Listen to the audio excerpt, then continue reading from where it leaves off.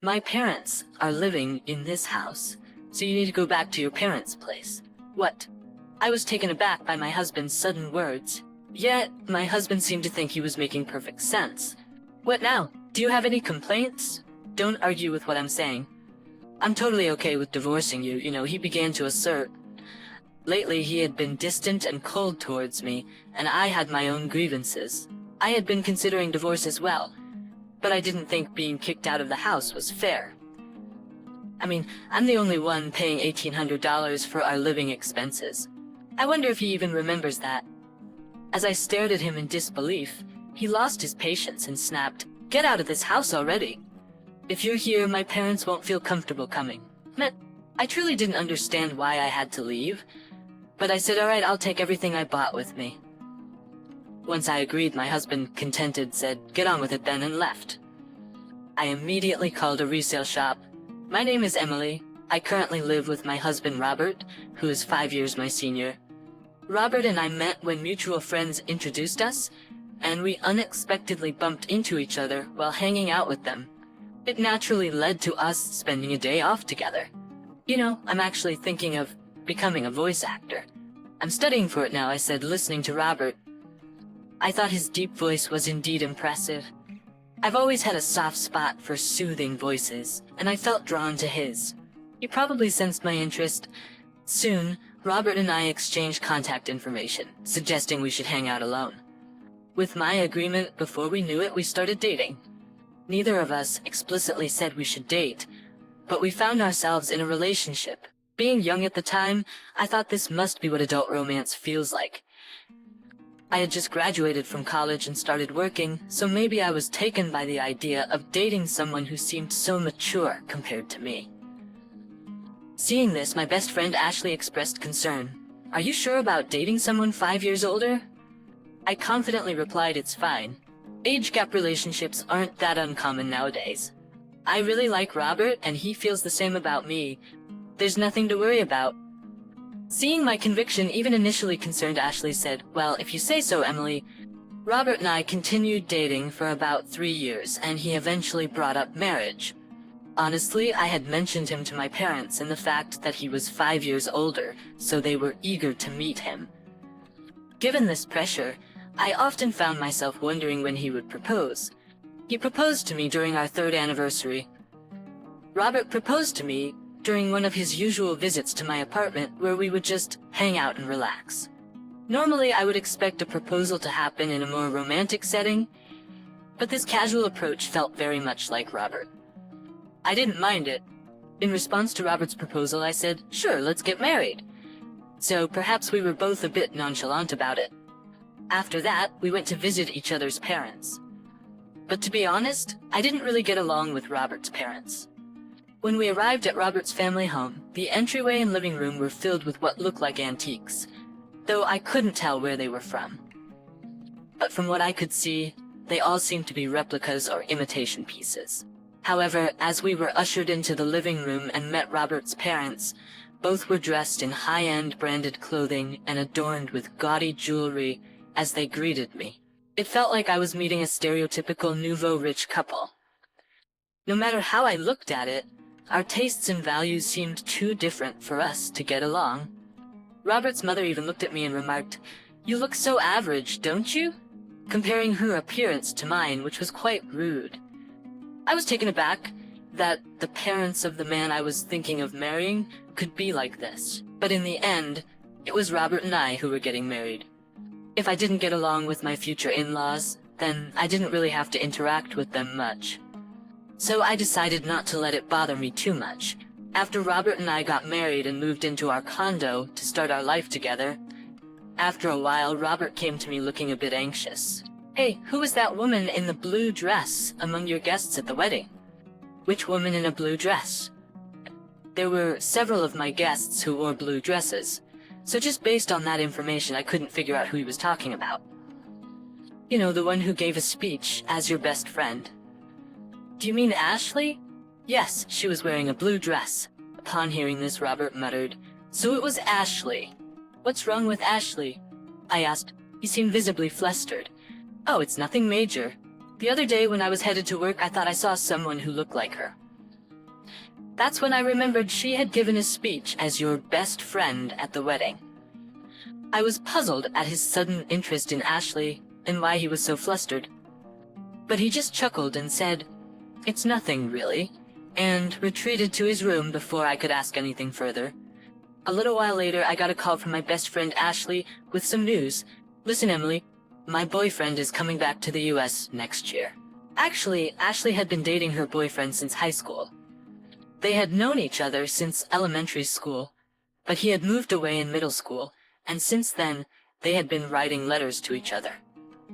By the time they got to high school, they were reunited, and that's when he proposed to her. That's when he confessed to her. I always felt content listening to Ashley's bittersweet love stories. I always enjoyed hearing about her love adventures. And her boyfriend, after working for a few years at his company, got transferred to an international branch and had been away from the US for some time. Despite the distance, their communication never faltered, and they remained a close-knit couple. Do you think he might propose once he's back? And then you guys will get married. Oh, Emily, you're always so quick to jump to conclusions. Just make sure to invite me to the wedding. I promise I'll give a heartwarming speech. Of course, after that touching speech you gave at your wedding, I'll definitely need you to do the same for mine. Don't set the bar too high. We shared a laugh over our tea. We could talk about anything and everything, completely trusting one another. If one of us had a problem, the other would be there, always ready to offer a shoulder to lean on. And it was around this time that I started noticing Robert coming home later and later. Working late again today? Yeah. You think I shouldn't work or something? Even after getting married, Robert held on to his dream of becoming a voice actor. While studying for that career, he couldn't quite see the results and had to work part-time jobs to make ends meet. Yet, all the money Robert made from his part-time jobs went straight to his voice acting classes, so I had to cover all our living expenses. That's why we couldn't really save up a shared savings. After a while of being married, I realized Robert wasn't willing to give up on his dream for the sake of our family. I kept wondering if part-timers really had to work so much overtime. Robert's daily overtime added to my worries. "Hey, haven't you been working too much lately?" "They shouldn't be making you do so much overtime, even if it's just a part-time job. I told you I'm fine. More money is always better. Just keep your opinions to yourself." By that time, Robert had stopped calling me by my name and just referred to me as you. When we got married, I genuinely believed he would speak to me more gently and frequently, but after our marriage, I ended up hearing harsh words from him most of the time. The once gentle and deep voice of Robert turned solely into a harsh one. He seemed to be drinking a lot, and sometimes his voice became raspy. Voice acting depends heavily on a healthy throat. So it worried me that Robert, who wanted to be a voice actor, wasn't taking care of his. But even that seemed to bother him. Slowly, he began to avoid talking to me, and eventually would ignore me even when we crossed paths at home. That's when I got a call from Ashley. She said she had something to discuss, so I suggested we meet up since I had my own concerns. We decided to chat at a karaoke, in a karaoke booth so that no one could overhear us. Ashley seemed very cautious and had specifically reserved a room where she could see the counter and staff from the door. Did you specifically choose this room? Yes. I wanted a spot where the staff could see if there was a suspicious person outside our door. Is that related to what you wanted to discuss? At my words, Ashley nodded.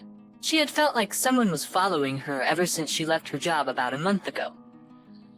Now, she even felt followed on her days off. The reason Ashley had chosen a room where the staff could easily see was that she thought the person stalking her might try to eavesdrop on our conversation. Have you talked to the police about it? I tried, but since there's been no actual contact, they can't do much. What about your boyfriend? He's coming back in a month. I thought I'd discuss it with him too, but I wanted to first talk to someone close by. Like you. I see. Ashley hadn't gotten a good look at her stalker because she was too scared, so she didn't know if it was a man or a woman. So I decided to stand at a distance and identify the person who was stalking her. And through that I came to understand who was stalking her. Although I couldn't discuss my rocky relationship with Robert, in retrospect, maybe it was for the best. Because the one following my best friend Ashley was none other than my husband Robert. Robert would tell me he had to work overtime daily, but after finishing his shift, he would lurk near Ashley's workplace and tail her when she left. I couldn't believe that the person scaring Ashley was someone so close to me. When I found out, I was beside myself. And the look on Robert's face when he was following Ashley was downright creepy. He had this sleazy, unsettling grin. I fell in love and married this man. The instant I saw his face was the moment the love that lasted for a century went cold. I told Ashley the truth and advised her to move immediately. With the help of her coworkers, she managed to have someone drive her close to her new place from the underground company parking lot for a while. After Ashley and I took these measures, Robert became increasingly frustrated. And one day that frustration exploded. "My parents are going to live here, so you should go back to your parents' house," Robert said suddenly. I was taken aback by his words. Yet he seemed convinced he was making perfect sense. "Do you have a problem with that?" he asked. "If you oppose what I'm saying, I'm fine with divorcing you." While I had many grievances with him, and even thought that divorce might not be so bad, I didn't think he could just kick me out of our home. I'm the one paying $1,800 for our monthly expenses. I wonder if Robert even remembers that, I thought skeptically as I looked at him. Lost his temper. "Just get out already. My parents can't move in if you're still here." "Why do I have to leave?" "I don't understand," but I said fine, I'll take everything I bought with me. Seeing my agreement, Robert said, "Just hurry up," and walked away. I immediately contacted a local buyback service. The next day, the buyback service came to our apartment. At first, Robert smirked, thinking I was moving out. But when he saw the workers assessing all the furniture and appliances, his eyes widened in shock. After they had finished evaluating everything except what was in Robert's room, a staff member handed me a quote, saying, "The total value is $22,000. I promptly signed, saying, "All right, sell it all." Robert, coming back to his senses, grabbed my arm and asked, "Wait, why are you selling everything? My parents are going to live here." "How can they without furniture?" I shook off his grip and replied, "What are you talking about? When we got married, you said you were broke because you were paying for your acting classes. You begged me to handle the rent, furniture, and living expenses. I never imagined you were that broke." I felt deceived. "Remember the $1,800 monthly expenses I've been covering? From now on, you'll pay that. And with your parents moving in, I bet it'll be even more." Robert went pale, but he quickly tried to regain his composure. He thought he could talk about money and I'd cancel the divorce?